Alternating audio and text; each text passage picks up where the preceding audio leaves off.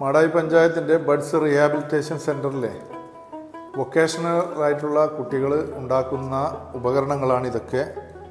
Note pad, അതുപോലെ തന്നെ pen, അതുപോലുള്ള കാര്യങ്ങളാണ്. അപ്പോൾ പ്രോഗ്രാമുകളിലൊക്കെ കുട്ടികളെ സപ്പോർട്ട് ചെയ്യുക, അവർക്ക് ഇതുമായി ബന്ധപ്പെട്ട ഒരുപാട് പ്രവർത്തനങ്ങൾ കാഴ്ചവെക്കാൻ സാധിക്കും.